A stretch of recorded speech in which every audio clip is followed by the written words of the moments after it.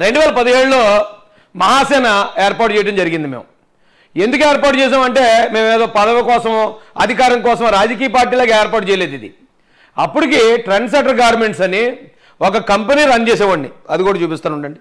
అంటే ఈ ఆవిర్భావం ఎలా జరిగిందో కూడా తెలియాలి మీకు అనే ఉద్దేశంతో నేను ఇది చూపించడం జరుగుతుంది. ఎందుకంటే చాలామంది పదవుల కోసం లేదా అధికారం కోసం పార్టీలు పెట్టడం లేదా ఆర్గనైజేషన్లు పెట్టడం జరుగుతుంది.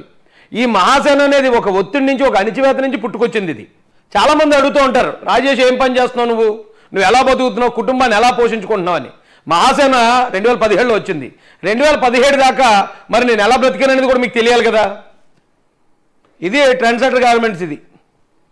ఇది నా కంపెనీ. 50 మంది ఎంప్లాయీస్, 50 మంది మహిళలకి ఉపాధి కల్పించి 50 మందికి జీతాలు ఇచ్చేవాడిని. నెలకు 1,80,000 నాది నా కంపెనీ మెయింటెనెన్స్. 2015, 16, 17 ఈ 3 సంవత్సరాలు చాలా చక్కగా చేసాం బిజినెస్. మేము తర్వాత నుంచి ప్రభుత్వంలోనూ అలాగే పక్కన ఉన్న ఇండస్ట్రీల ద్వారా కుల వివక్ష ఇంత ముందు గ్రామాల్లోకి రాకూడదు, మా వీధుల్లోకి వస్తే తాటాకు కట్టుకోవాలని ఉండేది కుల వివక్ష. ఇప్పుడు కుల వివక్ష ఎక్కడ ఉందంటే ఎవరన్నా ఒక కింద కులవాడు ఎదుగుతున్నాడు, ఏదన్నా గొప్పగా ఆడేదో కంపెనీ పెట్టడం లేకపోతే ఆడి కెరీర్లు ఎదుగుతున్నాడంటే ఆయన తొక్కేయడంలో చూపిస్తున్నారు. ఇప్పుడు కుల వివక్ష వల్లే కంపెనీ మూతపడిపోయింది. అది నాకు రావాల్సిన ఆర్డర్లు ఆగిపోయి బ్యాంకు నుంచి రావాల్సిన సక్రమంగా వచ్చేవి కాదు. ప్రతి ఒక్కడు ఇబ్బంది పెట్టాడు. సూసైడ్ చేసుకోవాలనే పరిస్థితికి వెళ్ళిపోయాను నేను. అయితే నేను చచ్చిపోదాం అనుకున్నప్పుడు నాకు అనిపించింది, నేను ఇంత ఇబ్బంది పడినా నాకు సపోర్ట్ చేయడానికి ఒక్కడు కూడా లేడు.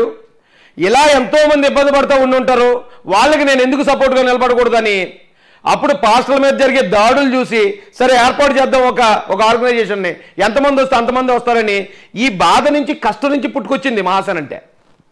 ఇదేమీ తేరగా ఖాళీగా ఉండో లేకపోతే డబ్బులు వసూలు చేసుకున్నాకో లేకపోతే ఇంకోటి ఏదో చేయడానికి రాలేదు మహాసేన అనేది. ఇంత పెద్ద కంపెనీ నేను రన్ చేశానంటే నేను కుటుంబాన్ని పోషించుకోలేనున్నా లేకపోతే ఈ వచ్చే చందాల మీద బతకాలనే ఆలోచన ఉన్నా. 2017 వరకు కనీసం నేను ఎప్పుడు ఎంఆర్ఓ ఆఫీస్కి వెళ్ళినట్టు కూడా గుర్తులేదు నాకు. కానీ ఇప్పుడు ఎందుకు ఇన్ని పోరాటాల్లోకి వచ్చామంటే నా జీవితంలో పడ్డ కష్టం ఇంకొకటి పడుతున్నాడు, ఎంతోమంది ఇలా అణిచివేయబడుతున్నారు, వాళ్ళు తోడుండాలి అన్న ఉద్దేశంతో బయటకు వచ్చేవాడిని మేము. ఈ ట్రెండ్ సెటర్ గార్మెంట్స్ అనేది సరే అది కూడా చూపిస్తాను మీకు. ఇవన్నీ మన కంపెనీ ఫొటోస్. గతంలో ఇవన్నీ ఈరోడ్ నుంచి చెన్నై నుంచి క్లాత్లు తీసుకొచ్చి ఇక్కడ మ్యానుఫ్యాక్చర్ చేసేవాళ్ళు. ఇక ఎండి చైర్లో రాజేష్ మహాసేన. అప్పుడు మీసాలు తిరిగిలేవు, గడ్డం లేదు, అంతే తేడా. వ్యాపారం చేసుకుంటున్నాం కదా. ఇవన్నీ మనం తయారు చేసిన డిజైనర్ ఐటమ్స్. ఆ కంపెనీని కూడా ఆదిత్య శాసారెడ్డితో ఓపెన్ చేయించాను. వీళ్ళ కాలేజీకి కూడా మేమే కాంట్రాక్ట్ చేసేవాళ్ళం.